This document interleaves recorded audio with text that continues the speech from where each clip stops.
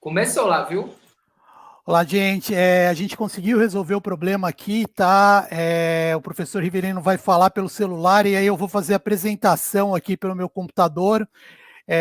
Então, vocês só vão ouvir ele falando comigo para passar os slides, tá? A gente pede desculpa, mas vai dar certo agora. Vamos lá.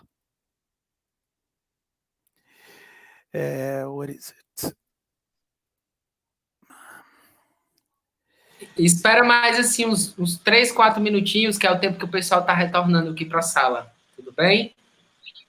Ok. Vocês estão vendo o modo de tela? Perfeito. Está aparecendo aqui perfeito. Ok, perfeito. Muito bem.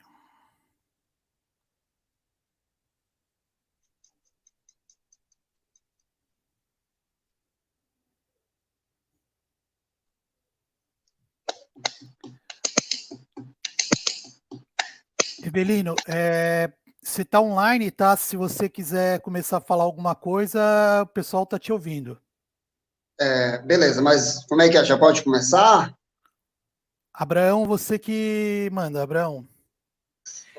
Eu acho que pode ir iniciando, o pessoal está retornando à sala e também vai ficar gravado, então quem perder essa parte de início pode acompanhar depois. Tudo bem? Beleza. Vamos lá. Então, boa tarde. Desculpa aí que tudo é um aprendizado, né? Tudo é novo.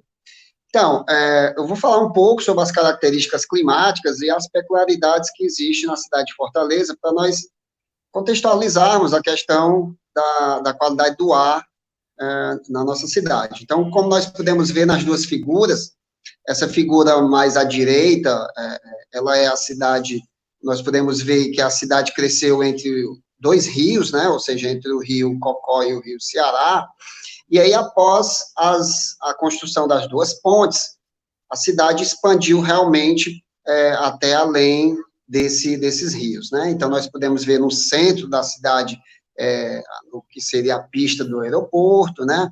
Na ponta ali do Mucuripe, o complexo industrial, as dunas da Praia do Futuro, enfim. E, claro, evidentemente que essa imagem aí, à esquerda, que mostra bem que a cidade tem uma parte dela que tem uma complexidade muito grande em termos de edificação, né?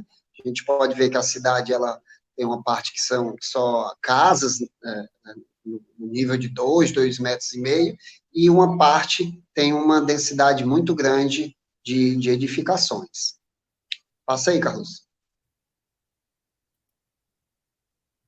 Deu certo? Bom, deu certo. Bom, então, em termos de climatologia, a gente perceber que a cidade, ela tem esse regime de chuva concentrado em 2 meses, praticamente, né?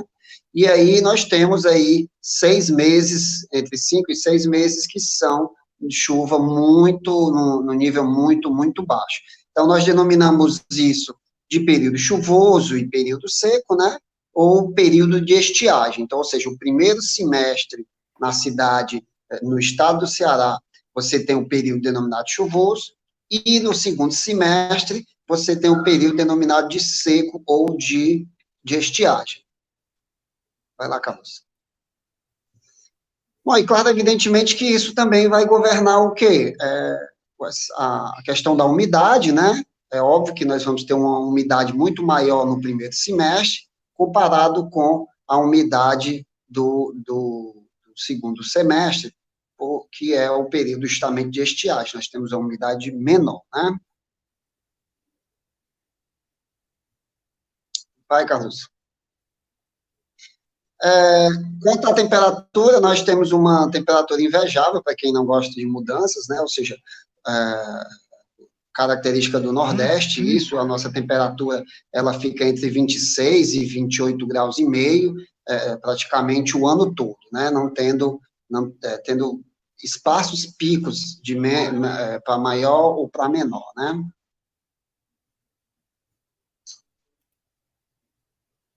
Bom, e claro, evidentemente que também a velocidade do vento, né? Nós temos ventos muito mais fracos no primeiro semestre e ventos muito mais fortes no segundo semestre, né? Então, todo mundo, quem mora em Fortaleza, sabe muito bem que no segundo semestre nós temos ventos realmente fortes. Aperta aí, Carlos. Bom, e claro, evidentemente que a direção do vento também, a predominância dela é, no caso, leste, né? Em ambos os períodos, e só vai mudar em virtude justamente dessa velocidade, né? Nós temos uma instabilidade muito maior no primeiro semestre, né? Mas mesmo assim o vento predominante é leste e sudeste, e claro que no segundo semestre o vento predominante totalmente já é leste e sudeste também. Vai lá, Carlos. Bom, e o que isso tem a ver com a dispersão de gases e partículas? Tudo, né? Nós podemos ver aí por essas figuras que os gases e as partículas produzidas na cidade de Fortaleza, elas vão além das fronteiras do estado. Então, essa primeira figura à direita é no período chuvoso, né? Ou seja, quando o vento não é tão forte e então a dispersão não é tão grande, e aí nós podemos ver nesses pontos azuis a influência, por exemplo, das serras, né, de Tianguá. Então, ou seja, a emissão produzida na cidade de Fortaleza pode chegar até essas serras ou até ultrapassar para outros estados. Já essa figura que está à esquerda, ela já é a figura no período quê? De maior intensidade de vento. Então, ou seja, a dispersão é muito maior nessa época, né? Então, como nós podemos ver aí, a dispersão pode alcançar, inclusive, facilmente outros estados. E isso, claro, evidentemente, que é em virtude da nossa condição climática, né? Vai lá, Carlos. Bom, e aí, usando modelagem, o que é que nós podemos prever? Na esquerda, você está vendo aí a dispersão dos gases, né, que são produzidos na cidade, e à direita, nós podemos ver aí a produção das partículas, né? Então, ou seja, elas alcançam longas distâncias, né? Esse trabalho foi um trabalho da Fernanda, com a participação da Ítala do Prodema, né? E eles modelaram qual o destino das emissões que eram produzidas na cidade, tanto gasosa, como também no período, como também em partículas, né? Claro, evidentemente, que nós também tivemos ajuda no caso do excelentíssimo professor Carlos, né? Vai lá, Carlos. Bom, e quanto a peculiaridades da cidade de Fortaleza, nós podemos ver uma coisa bem interessante. Esse aí é um mapa altimétrico, né? Ele foi feito em conjunto com o professor Paulo Thier da Geografia, e nós podemos ver o quê? É como se fosse um mapa da altura da cidade, né? Então, por exemplo, nessa primeira manchazinha aqui, onde tem esse círculo, nós podemos ver as dunas da Praia do Futuro, né? E essa manchazinha no meio desse ciclo aí, nós podemos ver o quê? É a densidade predial. Essa densidade predial, ela é aquele ali, ela se refere ao bairro de Fátima, Aldeota e Meireles. Então, ou seja, a nossa cidade, ela tem realmente uma área que tem uma densidade predial consideravelmente alta, né? Então, por exemplo, se nós sabemos que o vento leste é o predominante, então não se espante se no bairro de Fátima as pessoas receberem salinidade vindo da onde? Vindo da Praia do Futuro, né? Então, ou seja, apesar de estar distante do litoral, mas a Praia do Futuro e outros bairros mais recebem, por exemplo, essa maresia, né? Que pode vir da Praia do Futuro. Passa aí, Carlos. Bom, e aí, claro, né, nessa densidade predial, nós temos esse fenômeno de cânions urbanos, né? Por que fenômeno de cânions urbanos? É uma alusão ao sistema de cânion, que é um sistema natural, né? Mas por que cânions? Por conta que os edifícios são tão grandes e tão altos, e é uma densidade tão grande por quarteirão, que isso diminui, por exemplo, a velocidade do vento, né? Então, esse aí é um trabalho feito pela Larissa, onde ela catalogou e fez a altimetria desse bairro aqui que vai da praia da Beira-Mar, da Varjota, até aqui mais ou menos, onde tem a Praça Portugal, né? Então, ela fez a altimetria dessa região para justamente saber quais os efeitos que essa região tinha frente ao resto da cidade, que não tinha um problema de densidade predial tão alta, né? Passei, Carlos. Bom, e qual a influência desses cânions urbanos na qualidade ambiental ou na condição climática? Se vocês puderem observar, essa figura A é a figura que o vento, ele é predominante, né? Nesse período do estudo da Larissa, o vento predominante foi sudeste. Só que quando ela vai fazer essa mesma avaliação desses ventos dentro da área que ela denominou de cânions, você já vê que o regime de vento natural passa a ser outro, né? E por que isso acontece? Por conta de um processo chamado canalização. O vento, ele está sendo canalizado e ele está sendo barrado por conta dos edifícios e dos prédios, né? E como nós podemos ver, a diferença que tem a Varjota, que é bem de lado, com o Meireles, que é um bairro que tem cânions altamente já complexos, é entre 1 e 3 graus. Ou seja, os cânions, essa densidade predial, diminui, altera a temperatura, né, tornando essas regiões mais quentes, né? Passa aí, Carlos. Bom, isso também tem a ver com, no caso, a poluição atmosférica.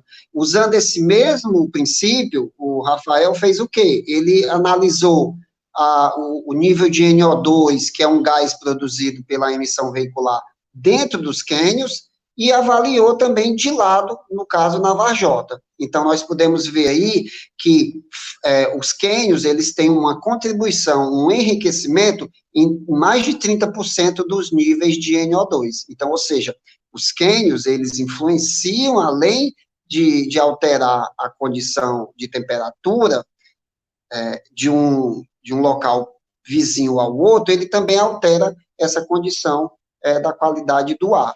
Isso porque, como você tem uma densidade de prédios muito grande, você vai ter também um alto tráfego, né? Porque as pessoas saem e entram de casas e de veículos. E como a velocidade do vento é diminuída nesses locais, você tem uma diminuição também de quê? Da dispersão dos poluentes, né? Então, essas áreas, elas são consideravelmente, elas têm uma qualidade ambiental, assim, no contexto geral, menor,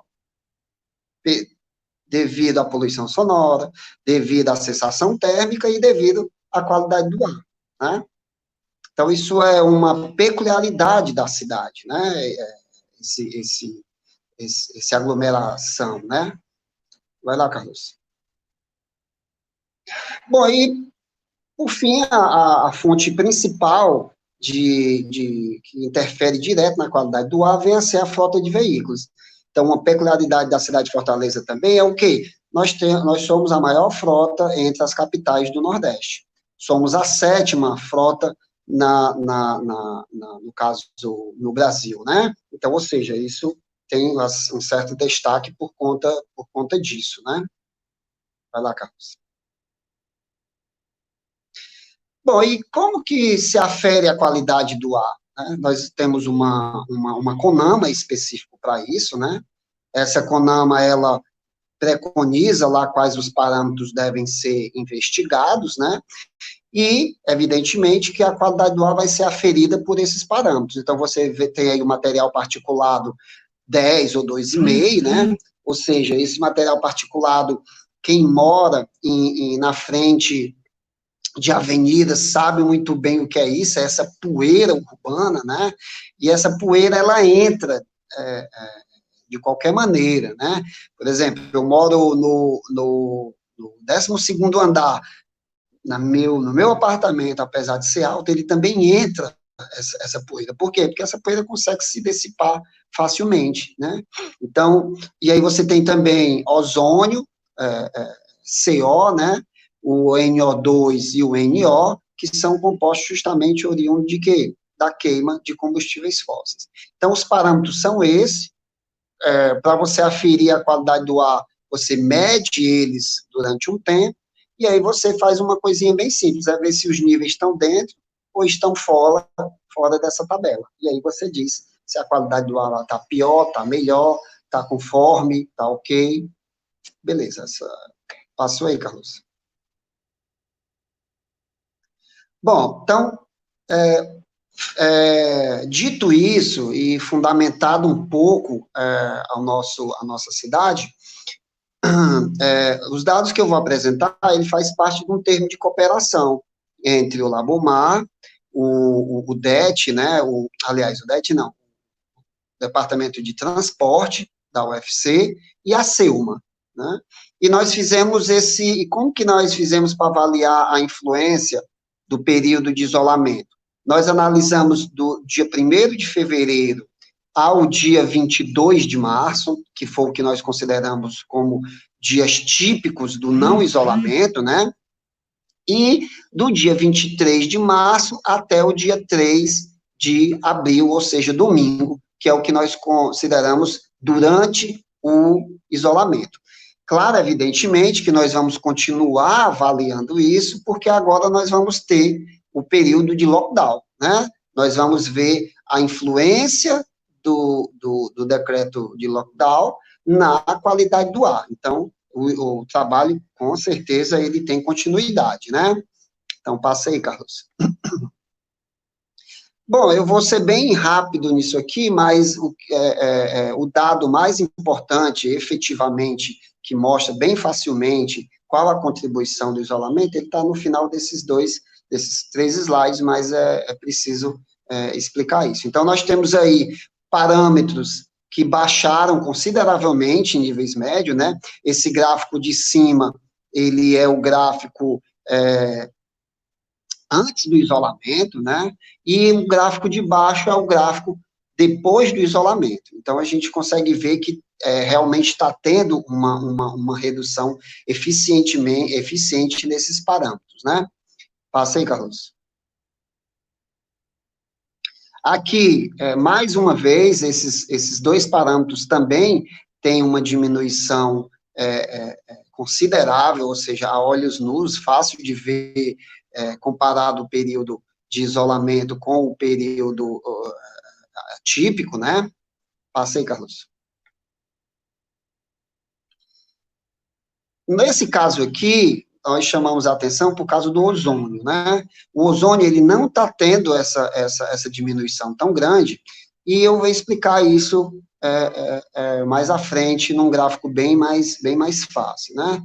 Já o NOx, não, ou seja, o NOx, que é aquele composto fruto da queima oriundo da pirólise automotiva, né? Ou seja, da queima de combustível, nós podemos ver facilmente que ele está tendo uma redução entre o período de isolamento e o outro período, e o período atípico, né? Passa aí, Carlos. E também o CO e o SO2, são substâncias também que eles não estão tendo uma diminuição, porque provavelmente a fonte que contribui com ele para a atmosfera de Fortaleza, certamente ela não cessou expressivamente, né? Então, os níveis não estão se alterando muito. Muda aí, Carlos. Bom, e aí vamos entender um pouco, numa média em semanas, né? Nós podemos ver, por exemplo, que, aliás, no dia, né?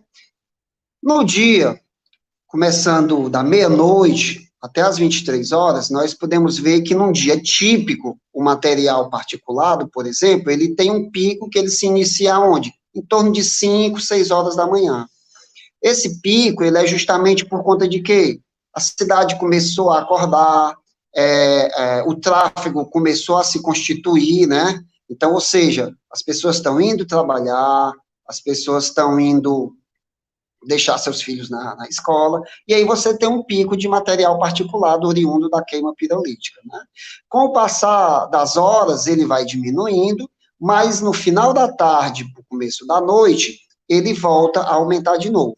Claro, as pessoas começam o caminho contrário, né? O rush começa a ser do seu trabalho, ou da sua escola, para suas residências, né? Vai lá, Carlos. Bom, já no período de isolamento, o que é que nós podemos ver? Uma mudança nessa dinâmica, né? Ou seja, nós não temos mais um pico tão expressivo de material particulado já no começo do dia, né? Nós temos esse picozinho aí muito simplório, em torno de 5, 6 horas, que é a frota remanescente, né? Apesar do isolamento estar decretado, mas a frota não parou por inteiro. Mas nós podemos ver uma diferença gritante em termos de distribuição diária, né? E aí, claro, no final da tarde, nós ainda temos esse levantezinho desses níveis por conta que estão retornando. Mas, diariamente, nós podemos ver que houve uma diminuição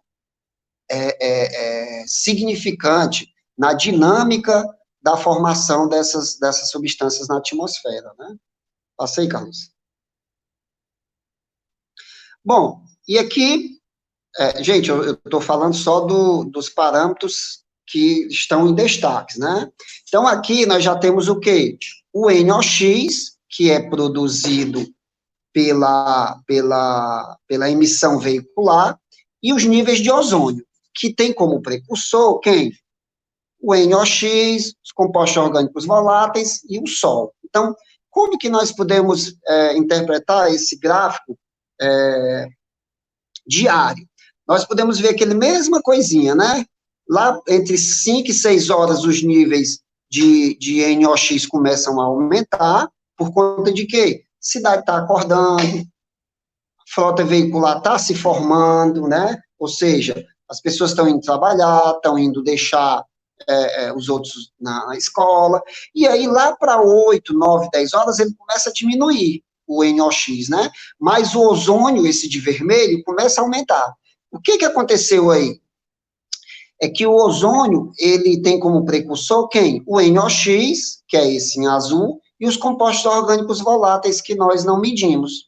Então, a partir do momento que o Sol começa a ter uma influência maior na superfície e na atmosfera, esses níveis de compostos orgânicos voláteis e de NOx começam a formar quem? O ozônio, né? E aí, no final da tarde, a mesma coisa. O ozônio diminui os seus níveis e o NOx começa a aumentar de novo, né? Claro, por que o NOx começa a aumentar? Por conta de que os veículos estão voltando para as suas residências, ou seja, pelo tráfego. Aí você poderia perguntar, mas e o ozônio, por que ele não volta a se formar? Porque não vamos ter, no final da tarde, intensidade solar, né? Então, ou seja, o ozônio, ele se forma a partir de quê? Da atmosfera enriquecida com NOx, com compostos orgânicos voláteis, na presença de sol, né? Então, isso é importante, porque para nós vermos como é que é a dinâmica no isolamento, né? Carlos, aperta aí de novo, por favor. Bom, já no isolamento, gente, nós já temos uma dinâmica diferente, né? No isolamento, entre 5 e 6 horas da manhã, você não tem mais aquele pico de formação do NOx, porque a frota está reduzida, né? Mas você ainda tem o ozônio aumentando, embora ele tenha diminuído um pouco, né? Se você olhar em média, ele diminuiu mais ou menos de um nível de 40 para 35, 34. E por que isso acontece, se nós não temos mais tanto NOx na atmosfera? É porque, provavelmente, o principal precursor do ozônio não é o NOx, e vai ser quem? Os compostos orgânicos voláteis. Ou seja, quem realmente governa a formação de ozônio na cidade de Fortaleza, no semiárido tropical nordestino, é justamente o compostos orgânicos voláteis, né? E, então, isso acontece por conta dessa limitação, né? E isso é uma coisa muito importante. Isso só está sendo possível entender e ver isso por conta que o mundo está praticamente parado, né? Ou seja, E aí você está conseguindo entender melhor ainda essa dinâmica, né? Pois passa aí, Carlos. Começar. Bom, então, assim, efetivamente, para finalizar, o que foi que nós tivemos de influência do período de isolamento? Então, por exemplo, o NOx, ele diminuiu, assim, e eu fiz o quê? Nós fizemos 2 períodos de avaliação. Nós fizemos do dia 23 ao dia 18 de abril, e fizemos do dia 23 ao dia 3 de maio. Então, o que é que nós estamos observando? Que o NOx diminuiu 42,8% na primeira avaliação, e na segunda diminuiu 45,4%. Ou seja, essa diminuição ela está aumentando. Claro, evidentemente, por conta da redução dos veículos e, claro, por conta de que a atmosfera está ficando mais limpa, digamos assim, né? O material particulado do mesmo jeito, né? Ele primeiro caiu 27,8%, depois caiu 39,6%, né? E o PM 2,5% do mesmo jeito, aquela partícula inalável a mais fina, ela primeiramente caiu 50,6% a redução, e depois 60,7%, ou seja, nós temos um aumento dessa redução desses níveis, né? E o SO2 não teve muita alteração, provavelmente por conta que a fonte não é oriunda, aliás, a fonte predominante não é a veicular, né? Nem o CO, e o ozônio, ele deu uma leve reduzida de 4%, e depois, até domingo passado, uma redução de 7,3%. E aí foi por aquilo que eu expliquei, né? Por conta de que o precursor do ozônio não é o NOx, e sim os compostos orgânicos voláteis, né? Que são, só para... Naquela hora foi cortado, hoje em dia o nosso combustível, especialmente o diesel, 20% dele entra biodiesel, e o biodiesel, ele libera muito compostos orgânicos voláteis, né? Então, essa é a explicação por que os níveis de ozônio não estão se alterando tanto, né? Bom, e claro, evidentemente, que o motivo está pela frota, né? Pela frota de veículos, né? Eu não sei se Carlos, você tem como mudar aí? Isso aí, pronto. Então, provavelmente é pela frota veicular. Esse trabalho aqui foi da Secretaria Municipal de Conservação e Serviço Público, né? Ela mostrou o quê? Que houve uma redução significativa no volume de tráfego. Só para nós termos ideia, no centro, por exemplo, 66% foi diminuído esse tráfego, né? Na região 2, que é onde está o Meireles, a Aldeota, foi em torno de 64,2%, e na região onde a estação está localizada, foi 48,2%, né? Claro, evidentemente, que essa região aqui, vale destacar, ela é a região onde tem a BR, onde tem a Paulino Rocha, que são vias de mobilidade muito usada quando você vai da região sul para a norte, ou da região leste para, no caso, oeste, né? Mas isso mostra bem que a influência da frota, a influência da pirólise automotiva, ou seja, do que sai pelo cano de escapamento, ele está sendo importante nessa redução, nessa melhoria da qualidade do ar, né? Bom, e por fim, todos esses trabalhos, nós trabalhamos com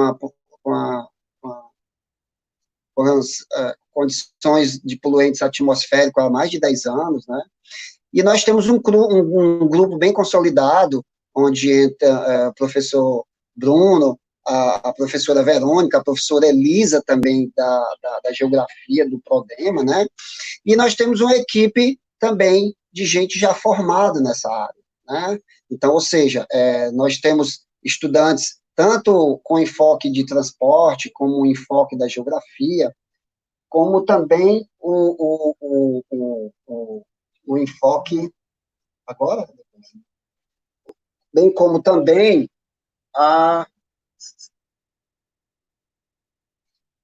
só mudando aqui a câmera, bem como também nós temos, no caso, uma equipe já de gente formada, né? O Jefferson, o Demóstenes, a Elissandro, o Rafael, a Ítala, a Cássia, né? Que é uma cientista ambiental que trabalha na Selma, e evidentemente que é esse pessoal que eu agradeço, né? Especialmente o Rafael, que tratou todos os dados, a Elissandra, a Ítala, o Matheus, que me ajudaram também nessa parte de tratamento de dados.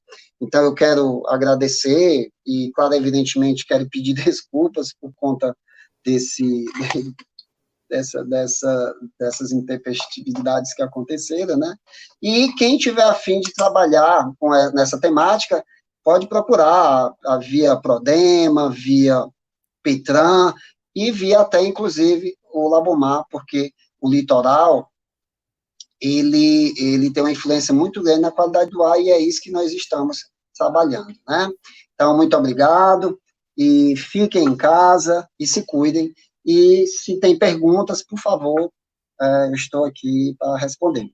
E desculpa mais uma vez, isso aí, né? Foi excelente. Carlos, tem uma pergunta aqui do Michael. Legal, gente, vocês me ouvem? Perfeito. Ok. Claro, evidentemente, né, eu tenho duas telas, um computador, um celular, mas aí a internet cai na minha casa, na do Rivelino, e a coisa fica difícil, mas espero que vocês tenham entendido a ótima apresentação do Rivelino, né, fica claro aí como esses níveis de poluição diminuíram, né, agradecer o Rivelino novamente, vamos passar aqui para as perguntas. O Michael, ele está perguntando se dá para fazer uma modelagem ou correlação entre o número de carros circulando e a concentração dos poluentes atmosféricos. Na verdade, é mais ou menos isso que o nosso grupo tenta fazer, né, juntamente com o professor Bruno e com a professora Verônica lá do transporte. Então, qual é a nossa temática? A gente não só foca a qualidade do ar. Nós focamos a qualidade do ar e o que governa e influencia ela, né? Então, por exemplo, o tráfego é uma coisa, os cânions é outra coisa que nós estamos avaliando, e, evidentemente, que a gente tem interesse, por exemplo, de avaliar qual será a influência de uma área de manguezal na qualidade do ar, né? Então, tudo isso a gente está buscando fazer. Qual é a dificuldade?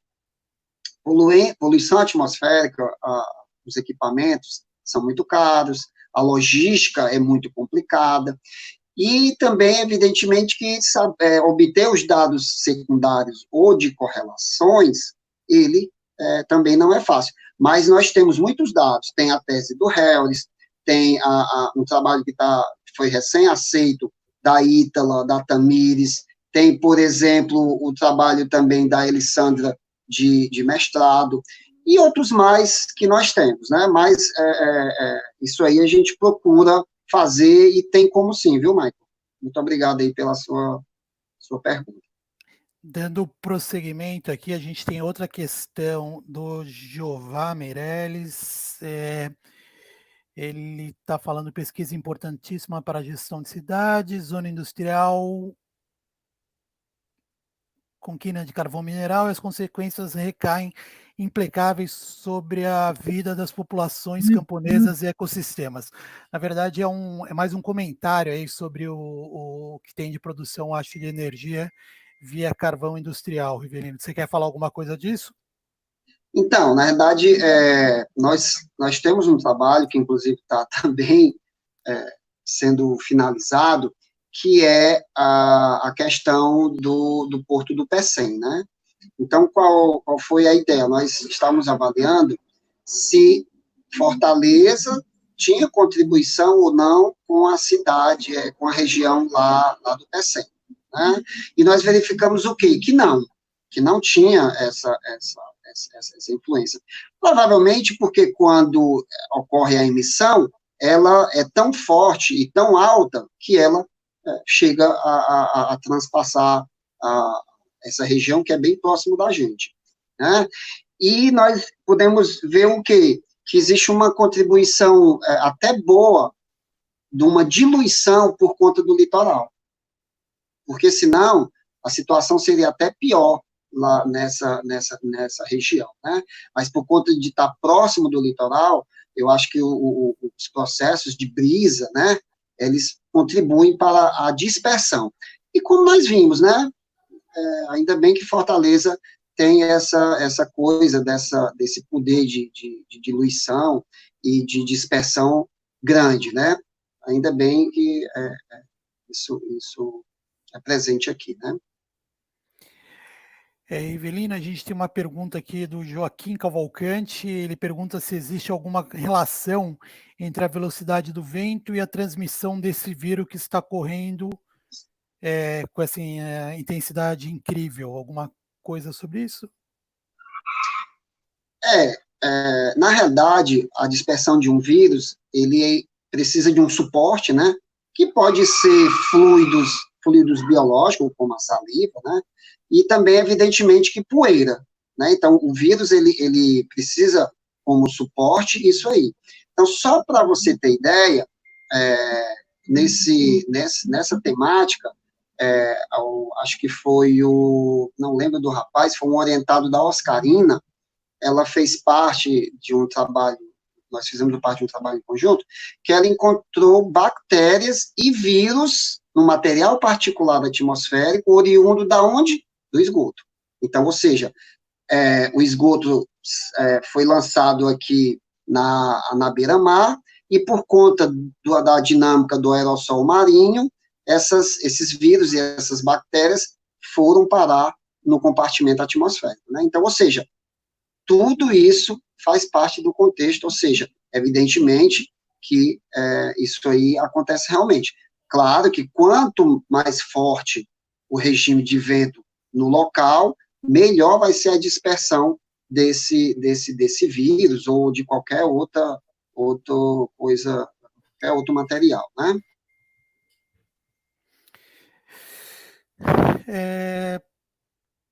Não tem mais perguntas aqui, na verdade, bastantes elogios, depois você vai ter oportunidade de ver, Rivelino.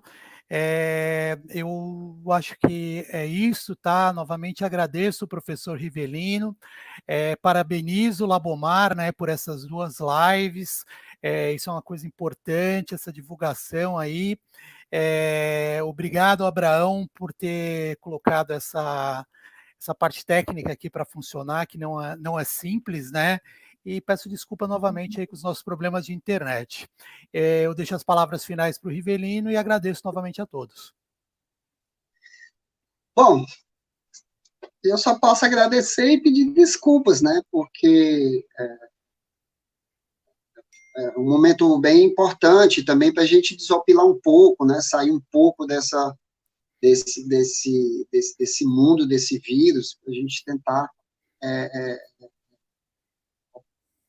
opilar, né, desopilar. Então, assim, mais uma vez, quero agradecer às pessoas mais importantes de ser professor, de ser de um grupo de pesquisa, são os alunos, né? São eles que produzem tudo, eles que praticamente são responsáveis por produzir dados, né? Evidentemente que a nossa parte é a de passar experiência de orientação. Então, muito obrigado e até outra vez. Rivelino, cabe mais uma pergunta? A Thalita perguntou aqui se já existem dados relacionados ao aquecimento global. Ela não viu se você mostrou, se já tem essa relação dos dados de temperatura, se já está tendo alguma associação, dados sobre isso. Na verdade, a gente trabalha em microescala, né? Nós não trabalhamos em macroescala. Então, assim, quando ela fala disso aí, nós temos um leque de coisas. Então, por exemplo, nós podemos afirmar uma coisa, que áreas que têm uma densidade predial muito grande, ela tem uma mudança climática, ou seja, você tem uma alteração da temperatura e da qualidade do ar, né? Mas, como eu repeti, é em microescala, nós não temos nada, e também nós precisamos de dados, digamos assim, básicos ainda, entendeu? O que a gente produz de dados não dá para a gente evoluir ainda com uma coisa tão macro como é essa daí, entendeu?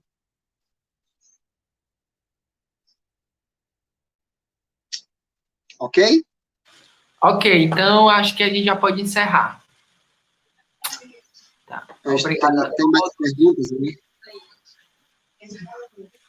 Ele está dizendo que tem. A Mariana fez uma pergunta aqui. Se é possível saber a fonte de emissão do material particulado medido?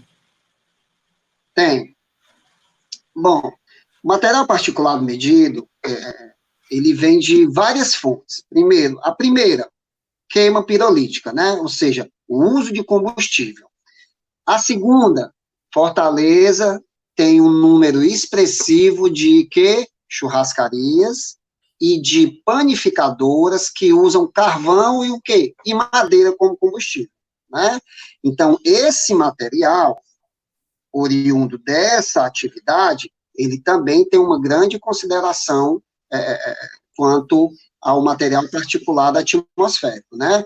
E nós não podemos esquecer, Fortaleza, como eu já disse, usa, quando eu fiz a minha tese de doutorado, na época, era em torno de 40 sacas de carvão por dia numa churrascaria de nível médio, né?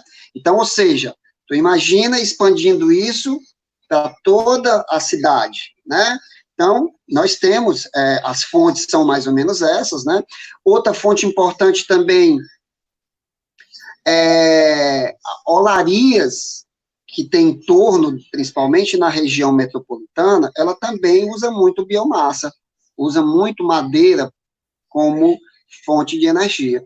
Então, isso tem também uma contribuição muito grande. Agora, você medir isso aí, fazer um inventário de quem contribui mais ou contribui menos, não é tão fácil, né? É um pouco complicado. A frota veicular, essa questão é bem interessante. A frota, principalmente de ônibus da cidade de Fortaleza, o sindicato dos empresários, eles têm um programa, assim, eficientíssimo, né? É um programa de emissão zero. Então, ou seja, nesse sentido aí, a frota do serviço público coletivo, ele procura fazer a parte dele, né? Mas, evidentemente, que tem outras fontes que são praticamente difusas, né? Nós não temos como mensurar a influência dela, né? Mas é mais ou menos isso.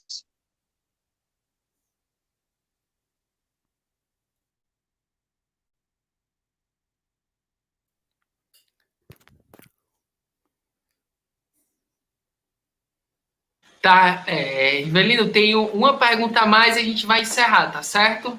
Não, você pode deixar quantas perguntas que for, rapaz. Mas senão a gente não segue a rotina aqui. Está perguntando aqui se existe alguma forma de engajamento da universidade com a prefeitura para que esses resultados sirvam para alguma mudança na cidade, no cenário pós-pandemia. Na realidade, quando você faz um termo de cooperação entre a academia e, no caso, a prefeitura ou o Estado, o objetivo é esse, né? É você pegar uma ferramenta dessa e tentar, com ela, fazer políticas públicas, né? Então, evidentemente que o objetivo vem a ser esse. E claro que vai acontecer, né? O problema é que a cidade de Fortaleza, ela era muito desassistida quanto a estações de qualidade do ar. Então, ou seja, você vê, com essa estação que começou seu funcionamento no final do ano passado, nós já temos esses dados, e desses dados nós já temos N conclusões, né? Então, ou seja, nós podemos daí fazer políticas públicas, né? Mas é mais ou menos isso, não se preocupe que o que precisar, no caso da academia, junto com a prefeitura, isso aí realmente vai acontecer.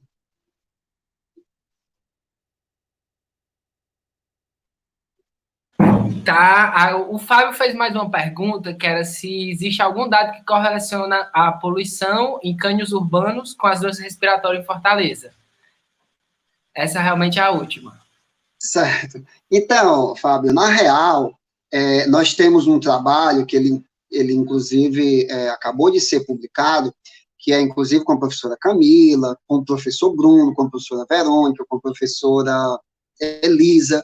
O que foi que nós fizemos? Nós mensuramos os custos das internações ligadas a doenças respiratórias na cidade de Fortaleza. Então, assim, e nós pensamos que não, mas o custo é altíssimo.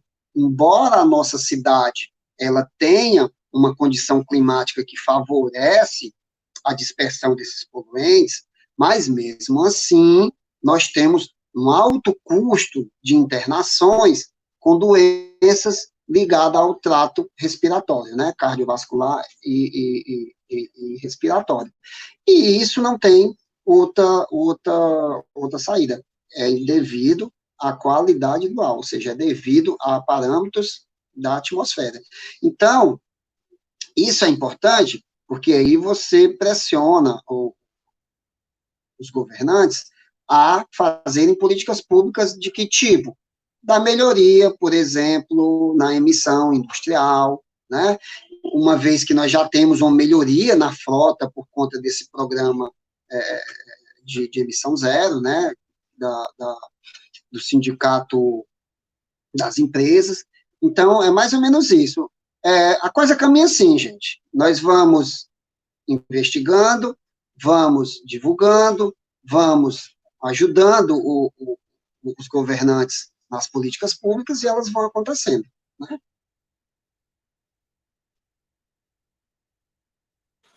Perfeito, Rivelino. Pois um grande abraço a todos e quarta-feira que vem a gente está com um convidado que é o professor Sérgio Rossi e aguardamos vocês, tá certo? Um abraço e até a próxima.